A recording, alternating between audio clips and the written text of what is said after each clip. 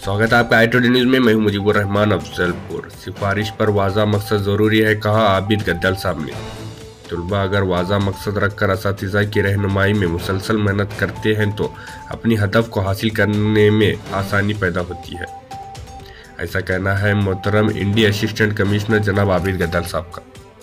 इन्होंने इंडी शहर की सरकारी Kannada girls high primary school की जानिब से दिए गए एजाज़ को कबूल करते हुए कहा कि तालिबात पर ज़्यादा जिम्मेदारी होती है, इसलिए इन्हें अपने वालिदैन और ख़ानदान के लिए अच्छे काम करना चाहिए। आज के माशरे में मर्दों और औरतों के लिए एक सा मौका है और लड़कियां भी बड़ी कामयाबी हासिल कर सकती हैं, लेकिन ज़िंदगी में एक वाज़ा मकसद रखकर असातिज़ा की रहनुमाई में आगे बढ़ना ज़रूरी है। अगर रास्ते में मुश्किलात आए तो भी हिम्मत ना हारे, वो मुसलसल आगे बढ़ते रहें, तभी अपने ख्वाबों को हकीकत में बदलना मुमकिन होगा। ಇಲ್ಲಿ ಹೂ ಐತೆ ಅಂತೇಳಿ ಹೇಳೋ ಅವಶ್ಯಕತೆ ಇಲ್ಲ, ಅದರ ಪರಿಮಳನ ಹೂ ಇದೆ ಅಂತ ಹೇಳಿ ತೋರಿಸ್ಕೊಡ್ತದೆ. ಅದೇ ತರನಾಗಿ ನಾವು ಎಲ್ಲರೂ ಬಂದ್ರ ನಾವು ಬಂದೀವಿ ಅನ್ನೋದು ಗೊತ್ತಾಗೋಕ್ಕಿಂತ ಮೊದಲ ನಮ್ಮ ಪ್ರಭಾವ ಅಲ್ಲಿ ಎಲ್ಲರ ಮೇಲೆ ಆಗ್ಬಿಡ್ಬೇಕು. ಹಂಗ ನಮ್ಮ ವ್ಯಕ್ತಿತ್ವ ಇರಬೇಕು. ಆ ರೀತಿ ವ್ಯಕ್ತಿತ್ವ ಬೆಳೆಸ್ಬೇಕು. ಇದು ಎಲ್ಲ ಯಾವಾಗ ಸಾಧ್ಯ ಆಗುತ್ತೆ ನೋಡ್ರಿ. ಈಗ ಹೇಳಿದ್ರು ಕೋರಿ ಸರ್ ಅವರು, ಆಮೇಲೆ ಕಲ್ಮನಿ ಸರ್ ಅವರು ಹೇಳಿದ್ರು ಏನಂತ ಹೇಳಿ, ನಾವು ಇಲ್ಲಿ ಏನೇನು ಕೆಲಸ ಮಾಡಿದ್ವಿ ಅಂತ ಹೇಳಿ. ಅವಾಗ ಕೆಲಸನ ಮಾತಾಡ್ತಾವ. ನನಗ ಅವ್ರು ಒಂದ್ಸರಿ ಫೋನ್ ಮಾಡಿ ಹೇಳಿದ್ರು ಏನಂತಂದ್ರೆ, ಫೋನ್ನಾಗ ಹೇಳಿದ್ರು ಅವ್ರು ಜಸ್ಟ್ ನನಗೆ ಫಸ್ಟ್, ನಮ್ಮಲ್ಲಿ ಒಂದು ಟಿ ಸಿ ಇದೆ ಸರ್, ಟಿ ಸಿ ಹತ್ರ ಒಂದು ಮಗು, ಸಣ್ಣ ಮಗು ಅದು ಹೋದಾಗ ಅವಘಡ ಆಗಿ ಅದು ಅನಾಹುತ ಆಯಿತು ಅಂತ ಹೇಳಿದ್ರು. ನನಗೆ ಇಷ್ಟು ಬೇಜಾರಾಯ್ತಲ್ಲ. ಇಂಥ ಈ ಸದ್ಯಕ್ಕಿನ ಒಂದು ಕಾಲದೊಳಗೂ ಕೂಡ ಟಿ ಸಿ ಇಂದಾಗಿ ಒಂದು ಮಗು ತನ್ನ ಪ್ರಾಣ ಬಿಡ್ತದೆ ಅಂದ್ರೆ ನಾವು ಅಡ್ಮಿನಿಸ್ಟ್ರೇಷನ್ ಒಳಗೆ ಇನ್ನೂ ಎಲ್ಲಿದ್ದೀವಿ ಅಂತ ಅನಿಸ್ತಾನೆ. ಯಾಕ್ರಿ ನೀವು ಇನ್ನೂ ಅದನ್ನ ಯಾರು ಹೇಳಿಲ್ಲ ಅಂತ ಹೇಳಿ ಬಹಳಷ್ಟು ಸಾರಿ ಹೇಳಿದ್ವಿ, ಬಹಳಷ್ಟು ಲೆಟರ್ ಕರೆಸ್ಕೊಂಡು ಅನ್ಸಾಗಿದೆ ಅಂತ ಹೇಳಿದ್ರು. ಆದ್ರೆ ನಮ್ಗೆ ಏನ್ ಬೇಕಂದ್ರೆ ಮಾನವೀಯತೆ ಬೇಕು. ಅದು ಹ್ಯುಮ್ಯಾನಿಟಿ ಟಚ್ ಬೇಕು ಯಾವಾಗಲೂ ಅಡ್ಮಿನಿಸ್ಟ್ರೇಷನ್ ಒಳಗೆ. ನಾವೇನ್ ವಿಚಾರ ಮಾಡ್ಬೇಕಂದ್ರ, ಅಲ್ಲಿ ಇಲ್ಲಿ ಬಂದು ನಾವ ಕೆಲಸ ಮಾಡ್ತಿದ್ರ ಅಥವಾ ನಂದ ಮನಿ ಇತ್ತಂದ್ರ stepping in the shoes of others ಅಂತ ಹೇಳ್ತಾರೆ. ನಮ್ ಮುಂದಿದ್ದವ್ರ ಶೂಸ್ ಒಳಗ್ ಕಾಲ್ ಹಾಕೋದು ಅಂದ್ರೆ ಏನ, ಅವ್ರ ಜಾಗದಾಗ ನಿಂತು ನೋಡೋದು. ಅವ್ರ ಜಾಗದಾಗ ನಿಂತು ನೋಡ್ರೆ ಗೊತ್ತಾಗುತ್ತೆ. ಎಲ್ಲಾರ್ದು ಪರ್ಸ್ಪೆಕ್ಟಿವ್ ಬೇರೆ ಬೇರೆ ಇದೆ. ಈಗ ನಾನ್ ಈ ಜಾಗದಾಗ ನಿಂತು ನೋಡ್ತಿದ್ರೆ ನೀವು ಹಿಂಗ್ ಕನ್ಸಾಕ್ತೀರ, ನನಗೆ ನೀವು ಅಲ್ಲಿ ಕೂತ್ ನೋಡಕತ್ರೆ. ಎದುರಿನವ್ರ ಒಂದು ಭಾವನೆಗಳನ್ನ ತಿಳ್ಕೊಬೇಕಾದ್ರೆ ಅವ್ರ ಜಾಗದಾಗ ನಿಂತು ನೋಡ್ಬೇಕು. ಆ ತಾಯಿ ಆ ತಂದೆಗೆ ಎಷ್ಟು ನೋವಾಗಿರ್ಬಹುದು. ಒಂದು ಮಗು, ಅವ್ರ ಜೀವನ ಬೆಳೆಸುವಂತ ಮಗು ಒಂದು ಅನಾಹುತದಿಂದಾಗಿ ಪ್ರಾಣ ಬಿಡ್ತಂತ ಹೇಳಿ ನನಗೆ ಬಹಳ ಬೇಜಾರು ಅನಿಸ್ತು. ನಾನು ಅವಾಗಲೇ ಏನು ಮಾಡಿದೆ ಅಂತಂದ್ರೆ, ಬಂದು ವಿಸಿಟ್ ಮಾಡಿದೆ, ನೋಡಿದೆ ಎಲ್ಲ. ಇಮಿಡಿಯೇಟ್ ನಾನು ಇದಕ್ಕೇನು ಕೋಆರ್ಡಿನೇಷನ್ ಮಾಡಬೇಕು ಎಲ್ಲರಿಗೂ ಹೇಳಿ ಮಾಡಿ ನನ್ನಿಂದ ಎಷ್ಟು ಸಾಧ್ಯ ಆಗತ್ತೆ ಅದನ್ನ ನಿಂತು ಆ ಟಿ ಸಿ ಶಿಫ್ಟ್ ಮಾಡಿ ಅಲ್ಲೆಲ್ಲ ಬೌಂಡ್ರಿ ಕಟ್ಟಿಸಿ ಯಾರು ಅಲ್ಲಿ ಹೋಗ್ಲಾರ್ದಂಗೆ ಪ್ರೊಟೆಕ್ಟಿವ್ ಮಾಡಿ ನಿಮ್ಗೆ ಹೆಲ್ಪ್ ಮಾಡಿದೆ. ಇದೇ ಹೇಳುದು ಹ್ಯುಮ್ಯಾನಿಟಿ ಟಚ್ ಅಂತ ಹೇಳಿ. ನಮ್ ಕೆಲಸ ಮಾತಾಡ್ಬೇಕಂತ ಹೇಳಿ ನಾನು ಮಾತಾಡೋ ಅವಶ್ಯಕತೆ ಇಲ್ಲ, ಕೆಲಸನ ಮಾತಾಡ್ತಾ ಇದ್ದೆ, ಅಪ್ಪ ಕೆಲಸ ಮಾಡ್ಯಾರ ಅಂತ ಹೇಳಿ. ಹೌದು, ಅದೇ ರೀತಿ ಹೇಳಿದ್ರು ಗಾಂಧಿ ಸರ್ಕಲ್ ಬಹಳ ದಿನದಿಂದ ಹಂಗೆ ಬಿದ್ದಿರ್ತದು. ಪ್ರತಿ ಸಾರಿ ಗಾಂಧಿ ಸರ್ಕಲ್ ನಾವು ನಮ್ಮ ಸ್ವಾತಂತ್ರ್ಯ ದಿನಾಚರಣೆ ಮತ್ತು ಗಣರಾಜ್ಯೋತ್ಸವ ದಿನ ಬಂದಾಗ ನಮ್ಮ ಮೆಂಬರ್ ಒಬ್ರು ಹೇಳ್ತಿದ್ರು, ಸರ್ ಊರಾಗಿದ್ದು ಎಲ್ಲಾ ಸರ್ಕಲ್ ಚಲೋ, ಗಾಂಧಿ ಸರ್ಕಲ್ ಏನೋ ಸುಧಾರಣೆ ಆಗ್ತಾ ಇಲ್ಲ ಅಂತ ಹೇಳಿ. ನಾವು ಹೇಳಿದೆ ನೆಕ್ಸ್ಟ್ ಮುಂದಿನ ಸಲ ಗಣರಾಜ್ಯೋತ್ಸವಕ್ಕೆ ಬರುವೊಳಗ ನಾನು ನಿನ್ ಗಾಂಧಿ ಸರ್ಕಲ್ ಅನ್ನ ಅಭಿವೃದ್ಧಿ ಮಾಡೇ ಮಾಡ್ತೀನಿ ಅಂತ ಹೇಳಿದೆ. ಅವಾಗ ನೆಕ್ಸ್ಟ್ ಟೈಮ್ ಬರುವಷ್ಟರೊಳಗೆ ಪೂರ್ಣ ಪ್ರಮಾಣದ ಪ್ರಯತ್ನ ಮಾಡಿ ಆ ಗಾಂಧಿ ಸರ್ಕಲ್ ಅನ್ನ ಅಭಿವೃದ್ಧಿ ಮಾಡಿದ್ವಿ. ಹೌದಾ?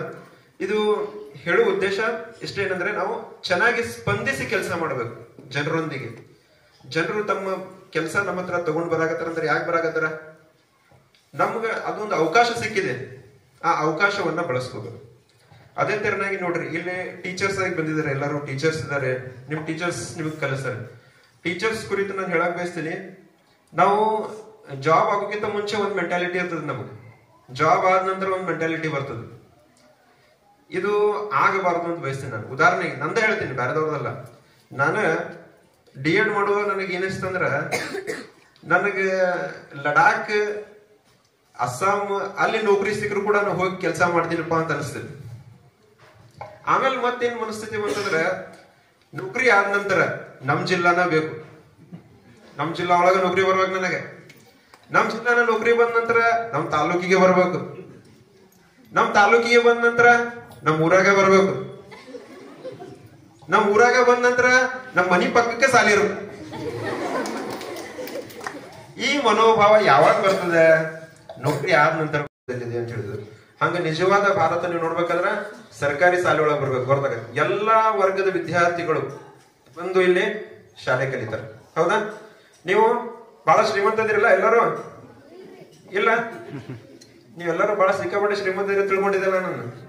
ಇಲ್ಲ, ನೀವೆಲ್ಲರೂ ಬಹಳ ಬಡವರದಿರೋದಿಲ್ಲ. ಈಗ ಬಡತನದಿಂದ ಬಂದಂತವ್ರು ಸರ್ಕಾರಿ ಶಾಲೆಗೆ ಬಂದವ್ರಿಗೆ ಇವ್ರ ನೀಡನ್ನ ಎಲ್ಲ ಟೀಚರ್ಸ್ ಅನ್ನ ಫುಲ್ಫಿಲ್ ಮಾಡ್ಬೇಕು. ಯಾಕಂದ್ರ ನೋಡ್ರಿ, ನಮ್ಮಲ್ಲಿ ಸ್ಟ್ರೆಂತ್ ಹೆಚ್ಚಿಗಿರ್ತದೆ. ಸರ್ಕಾರಿ ಶಾಲೆಯಲ್ಲಿ ಸ್ಟ್ರೆಂತ್ ಹೆಚ್ಚಿಗಿರ್ತದೆ, ಪ್ರೈವೇಟ್ ಶಾಲೆಯಲ್ಲಿ ಸ್ಟ್ರೆಂತ್ ಕಡಿಮೆ ಇರ್ತದೆ. ಯಾಕೆ ಹೇಳ್ರಿ? ಯಾಕಂದ್ರ ಇವ್ರಿಗೆ ನೌಕರಿಗೆ ಅಪಾಯಿಂಟ್ಮೆಂಟ್ ಮಾಡುವಾಗ ನಾವು ಏನ್ ಮಾಡ್ತೀವಿ ಅಂದ್ರ ಎಲ್ಲರಿಗಿಂತ ಟಫ್ ಎಕ್ಸಾಮ್ ನಡೆಸಿ ಅದ್ರೊಳಗೆ ಹೈಯೆಸ್ಟ್ ಮಾರ್ಕ್ಸ್ ತಗೊಂಡವ್ರನ್ನ ಆಯ್ಕೆ ಮಾಡಿ ಕೊಡ್ತೀವಿ. ಅದ್ರ ಸಲುವಾಗಿ ಇವ್ರಿಗೆ ಎಂತ ವಿದ್ಯಾರ್ಥಿಗಳು ಕೊಡ್ತೀವಿ ಅಂತಂದ್ರ ಬಹಳ ವಿವಿಧ ತರಹದ ಒಂದು ರಂಗಗಳಿಂದ ಬಂದಂತಹ ವಿದ್ಯಾರ್ಥಿಗಳನ್ನ, ಗ್ರಾಮ ಮಟ್ಟದಿಂದ ಬಂದಂತಹ ವಿದ್ಯಾರ್ಥಿಗಳನ್ನ, ಬಹಳ ಸಂಖ್ಯೆಯಲ್ಲಿರುವಂತಹ ವಿದ್ಯಾರ್ಥಿಗಳನ್ನ ನಾವು ಟೀಚರ್ಸ್ ಸಿಗ್ತೀವಿ. ಅದ್ರ ಸಲುವಾಗಿ ನೀವು ಹೈಯೆಸ್ಟ್ ಮೆರಿಟ್ ಇರುವಂತಹ ಟೀಚರ್ಸ್ ಇರ್ತೀರಿ. ಅದ್ರ ಸಲುವಾಗಿ ನೀವು ಬಹಳ ಚೆನ್ನಾಗಿ ಟೀಚ್ ಮಾಡಬೇಕು ಅಂತ ಹೇಳಿ. ನಿಮ್ಮಲ್ಲಿ ಅಂತ ಒಳ್ಳೆ ಟೀಚರ್ಸ್ ಅದಾರ ಅಂತ ಅನ್ಕೊಂಡಿದ್ದೀನಿ ನಾನು. ಎಲ್ಲರೂ ಟೀಚರ್ಸ್. ಎಕ್ಸಾಂಪಲ್ ಕೋರಿ ಅವರು ಬಹಳ ಆಕ್ಟಿವ್ ಆಗಿ ಕೆಲಸ ಮಾಡ್ತಾರೆ. ಮೊನ್ನೆ ನೀವು ಒಂದು ಕನ್ನಡ ರಾಜ್ಯೋತ್ಸವ ದಿನ ಒಂದು ಹಾಡ ಹಾಡಿದ್ರಲ್ಲ, ಸಂಗೊಳ್ಳಿ ರಾಯಣ್ಣಂದು, ಅದು ಎಷ್ಟು ಚೆನ್ನಾಗಿ ಹಾಡ ಹಾಡಿದ್ರಂದ್ರ ಅವತ್ತು ನೀವು ಕೋಲಾಟ ಹಾಡಾಗಿದ್ರಲ್ಲ, ಎಷ್ಟು ಕೋಲ್ ಮುರಿದು ಗೊತ್ತಿಲ್ಲ ನನಗೆ. ಅದನ್ನ ಎಷ್ಟು ಎನರ್ಜಿ ಇತ್ತು, ಎಷ್ಟು ಎನರ್ಜಿಲೆ ಎಲ್ಲರೂ ನೀವು ಕುಣಿಯಾಕತ್ತಿದ್ರಿ. ಹೌದಲ್ಲ? ಆ ಎನರ್ಜಿ ಯಾವಾಗ್ಲೂ ಇರ್ಬೇಕು. ನೀವು ಅವಾಗ ನೋಡಿದ್ದೆ ನಾನು, ಬಹಳ ಚೆನ್ನಾಗಿ ಡಾನ್ಸ್ ಮಾಡಿದ್ರಿ. ಯಾರೋ ಲೀಡರ್ ಒಬ್ರು ಬಂದಾರಲ್ಲಿ ಗೊತ್ತಿಲ್ಲ ನನಗೆ. ಬಹಳ ಚೆನ್ನಾಗಿ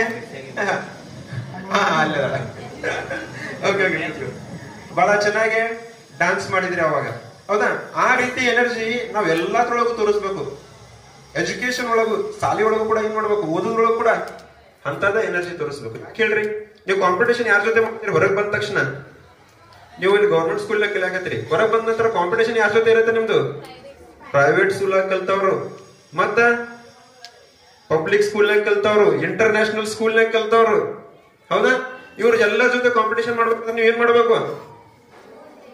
ಫುಲ್ ಚೆನ್ನಾಗಿ ಓದ್ಬೇಕು, ಬಹಳ ಚೆನ್ನಾಗಿ ಓದ್ಬೇಕು. ನೀವು ಬಹಳ ದೊಡ್ಡ ಗುರಿ ಇಟ್ಕೋಬೇಕು. ಜೀವನದಾಗ ಏನ್ ಮಾಡ್ಬೇಕು? ಗುರಿ ಬಹಳ ಮಹತ್ವದ್ದು. ಜೀವನದಾಗ ಎರಡು ವಸ್ತುಗಳು ಬಹಳ ಮಹತ್ವದ್ದು. ಒಂದು ಗುರಿ, ಒಂದು ಗುರು. ಮುಂದ್ ಗುರಿ ಇರಬೇಕು, ಹಿಂದ್ ಗುರು ಇರಬೇಕು.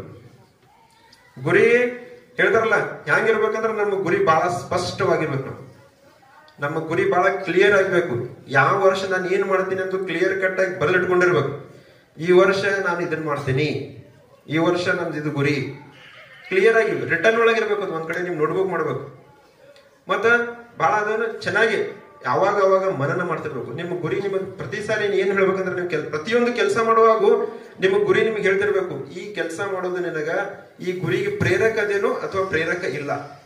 ನಿಮ್ಮ ಗುರಿಗೆ ಪ್ರೇರಕ ಇರುವಂತ ಕೆಲಸಗಳನ್ನ ಮಾತ್ರ ಮಾಡಬೇಕು. ನಿಮ್ಮ ಗುರಿಗೆ ಪ್ರೇರಕ ಅಲ್ಲದೆ ಇರುವಂತ ಕೆಲಸಗಳನ್ನ ಮಾಡಬಾರದು. ಅದ್ರ ಸಲುವಾಗಿ ಬಹಳ ಒಳ್ಳೆ ಒಂದು ನುಡಿ ಇದೆ. ಏನಂತಂದ್ರ, ಮಾಡಬೇಕಾದದ್ದನ್ನು ಪ್ರಾಣ ಕೊಟ್ಟಾದರೂ ಮಾಡೋದು, ಮಾಡಬಾರದನ್ನು ಪ್ರಾಣ ಹೋದರೂ ಮಾಡಬೇಡ. ಅದ್ರ ಸಲುವಾಗಿ ನಾವ್ ಏನ್ ಮಾಡ್ಬೇಕು ಅನ್ಕೊಂಡಿದಲ್ಲ ಅದನ್ನ ಮಾಡೋದನ್ನ ಒಟ್ಟ ಬಿಡಂಗ ಇಲ್ಲ. ಆ ಕೆಲಸ ಮಾಡೇ ತಿರ್ಬೇಕು. ಆ ಕೆಲಸ ಎಂತಾದಿರ್ಬೇಕಂದ್ರ ಬರೀ ನನಗಷ್ಟ ಅನುಕೂಲ ಆಗೋಗಿರ್ಬಾರ್ದು, ನನ್ನ ಸುತ್ತ ನಿಂತವ್ರಿಗೆ ಎಲ್ಲರಿಗೂ ಅನುಕೂಲ ಆಗೋಗಿರ್ಬೇಕು. ನನ್ನ ಪರಿಸರದೊಳಗೆ ಇದ್ದವ್ರಿಗೆ ಎಲ್ಲರಿಗೂ ಅನುಕೂಲ ಆಗೋಗಿರ್ಬೇಕು. ನಮ್ಮ ಸಮಾಜಕ್ಕೆ ಅನುಕೂಲ ಆಗೋಗಿರ್ಬೇಕು. ನನ್ನ ಕುಟುಂಬಕ್ಕೆ ಅನುಕೂಲ ಆಗೋಗಿರ್ಬೇಕು. ನನ್ನ ಮುಂದಿದ್ದವ್ರಿಗೆ ಅನುಕೂಲ ಆಗೋಗಿರ್ಬೇಕು. ತಿಳಿದಲ್ಲ? ಅಂತ ಒಂದು ದೊಡ್ಡ ಗುರಿ ಇಟ್ಟುಕೊಂಡು ಚೆನ್ನಾಗಿ ನೀವು ಓದಿದ್ರಂದ್ರ ನಿಮ್ಮ ತಂದೆ ತಾಯಿ ಯಾವಾಗ್ಲೂ ನಿಮ್ಗೆ ಏನ್ ಮಾಡ್ತಿರ್ತಾರ? ಸ್ಕೂಲ್ ಕಳಿಸ್ಬೇಕಾದ್ರೆ ಮೊದಲ ನಮ್ಮಲ್ಲಿ ಹೆಣ್ಮಕ್ಳಿಗೆ ಸ್ಕೂಲಿಗೆ ಏನ್ ಕಳಿಸ್ತಾರ ಹೇಳ? ಕಳಿಸ್ಬೇಕಾದ್ರ ಬಹಳ ಪುಣ್ಯ ನಮಗೆ. ಈಗೀಗ ಎಲ್ಲ ಹೆಣ್ಮಕ್ಳಿಗೆ ಸ್ಕೂಲಿಗೆ ಕಳ್ಸಾಕತ್ತಾರ. ನಿಮ್ದು KGS ಸ್ಕೂಲ್ ಇದೆ ಅಂತ ಹೇಳ್ತಾ ಇದ್ದೀನಿ ನಾನು. ಬಹಳಷ್ಟು ಕಡೆ ಇನ್ನೂ ಆದ್ರೂ ಹಳ್ಳಿಗಳಲ್ಲಿ ಸ್ಕೂಲ್ 10ನೇ ಮುಗೀತು, ಬೇಡ ಮದುವೆ ಮಾಡಿಬಿಡು. 12th ಮುಗೀತು, ಆಯ್ತು ಮುಗೀತು, ಏನ್ ಓದೋ ಅವಶ್ಯಕತೆ ಇಲ್ಲ, ಮನ್ಯಾಗಿದ್ ಬಿಡು ಅಂತ. ಹಿಂಗಾಗಿ ಏನಾಗುತ್ತೆ, ನಮ್ಮಲ್ಲಿ 50% ಪಾಪ್ಯುಲೇಷನ್ ಅಂದ್ರೆ ಹೆಣ್ಮಕ್ಳು 50% ಅವ್ರು ಮುಂದೆ ಬರಾಗಿಲ್ಲ. ಯಾಕಂದ್ರೆ ಅವ್ರಿಗೆ ಅವಕಾಶ ಕೊಡಾಕತ್ತಿಲ್ಲ ನಾವು. ಹಿಂಗಾಗಬಾರ್ದು. ಹೆಣ್ಮಕ್ಳಿಗೆ ಕೂಡ ಗಂಡು ಮಕ್ಕಳಷ್ಟೇ ಸಮಾನ ಅವಕಾಶಗಳನ್ನ ಕೊಡ್ಬೇಕು. ಹೌದಲ್ಲ? ಒಂದ್ ವೆಹಿಕಲ್ ಇದೆ ಅಂತ ತಿಳ್ಕೊರಿ, ಒಂದ್ ಸ್ಕೂಟರ್ ಇದೆ, ಅದ್ರ ಮುಂದೆ ಅದ್ರ ಬೈಕಿನ ಗಾಲಿ ಇದೆ, ಹಿಂದೆ ದೊಡ್ಡ ಟ್ರ್ಯಾಕ್ಟರ್ ಗಾಲಿ ಇದೆ ಅಂದ್ರೆ ಹೆಂಗಾಗತ್ತ? ಚೆನ್ನಾಗಿ ಓಡ್ತದೇನ್ ಗಾಡಿ? ಅದು ಚೆನ್ನಾಗಿ ಓಡಾಗಲ್ಲ. ಎರಡು ಗಾಲಿ ಏನಿರ್ಬೇಕು? ಸಮಾನ ಇರ್ಬೇಕು. ಹಂಗ ಜೀವನದ ಗಾಡಿ ಹೆಣ್ಮಕ್ಳು ಸಮಾನ ಇರ್ಬೇಕು, ಗಂಡು ಮಕ್ಕಳು ಸಮಾನ ಇರ್ಬೇಕು. ಆವಾಗ ಜೀವನದ ಗಾಡಿ ಏನಾಗತ್ತೆ? ಕರೆಕ್ಟ್ ಆಗಿ ಹೋಗುತ್ತೆ. ಗಂಡು ಮಕ್ಳು ಅಷ್ಟೇ ಬಹಳ ಕಲ್ತಾರ, ಬಹಳ ಶ್ರೀಮಂತರಾಗ್ಯಾರ, ಬಹಳ ದೊಡ್ಡವರಾಗ್ಯಾರ, ಹೆಣ್ಮಕ್ಳಿಗೆ ಏನೋ ಅವಕಾಶ ಕೊಟ್ಟಿಲ್ಲ ಅಂದ್ರೆ ಏನಾಗತ್ತ? ಬ್ಯಾಲೆನ್ಸ್ ಬೆಳೆಯಂಗಿಲ್ಲ ಲೈಫಲ್ಲಿ. ಅದ್ರ ಸಲುವಾಗಿ ಚೆನ್ನಾಗಿ ಹೆಣ್ಮಕ್ಳು ನೀವು ನಿಮ್ಮ ಮೇಲೆ ಬಹಳ ಜವಾಬ್ದಾರಿ ಇರ್ತದೆ. ಮತ್ತೆ ನೀವು ಹೊರಗೆ ಬಂದು ಕಲಿಯಾಕತ್ತರ ಏನ್ ಮಾಡ್ಬೇಕು? ನಿಮ್ಮ ತಾಯಿ ತಂದೆ ಮುಖ ಯಾವಾಗಲೂ ನಿಮ್ ಮುಂದಿರ್ಬೇಕು. ನಾ ಮಾಡಾಕತ್ತಿದ ಕೆಲಸ ನಮ್ಮ ತಾಯಿ ತಂದೆಗೆ ಹಿತ ಆಗ್ತೈತಿಲ್ಲೋ, ನಮ್ಮ ಕುಟುಂಬಕ್ಕೆ ಹಿತ ಆಗ್ತೈತಿಲ್ಲೋ, ನಾ ಮಾಡಾಕತ್ತಿದ ಕೆಲಸದಿಂದ ನಮ್ಮ ತಾಯಿ ತಂದೆ ಹೆಸರು ಬರ್ತೈತಿಲ್ಲೋ ಅನ್ನುವಂತ ವಿಚಾರ ಮಾಡಿ ಪ್ರತಿಯೊಂದು ಕೆಲಸ ಮಾಡ್ಬೇಕು, ಪ್ರತಿಯೊಂದು ಸ್ಟೆಪ್ ಇಡ್ಬೇಕು. ಯಾಕಂದ್ರೆ ನಿಮ್ಮ ಮೇಲೆ ಏನದ? ಗಂಡು ಮಕ್ಕಳಿಗಿಂತ ಹೆಚ್ಚಿಗೆ ಜವಾಬ್ದಾರಿ ಇದೆ ನಿಮ್ಮಲ್ಲಿ. ತಿಳಿದ್ರ? ಆ ಜವಾಬ್ದಾರಿಯನ್ನು ತಿಳ್ಕೊಂಡು ಹೆಣ್ಮಕ್ಳು ನೀವು ಬಹಳ ಒಳ್ಳೆ ರೀತಿ ಕೆಲಸ ಮಾಡಿದ್ರ ನಮ್ಮ ಸಮಾಜಕ್ಕೆ ಬಹಳ ಅಭಿವೃದ್ಧಿ ಆಗುತ್ತೆ. ನಿಮ್ಮ ಟೀಚರ್ಸ್ ನಿಮ್ಗೆ ಏನ್ ಹೇಳ್ತಾರಲ್ಲ ಅದನ್ನ ಚೆನ್ನಾಗಿ ಕಲಿತು ಮುಂದಿನ ಭಾವಿ ಜೀವನದಲ್ಲಿ ನೀವು ಏನಾದ್ರೂ ಒಂದು ದೊಡ್ಡ ಗುರಿ ಇಟ್ಕೊಂಡು ಅಭ್ಯಾಸ ಮಾಡ್ರಿ ಅಂತ ಹೇಳ್ತಾ ನನ್ನ ಮಾತು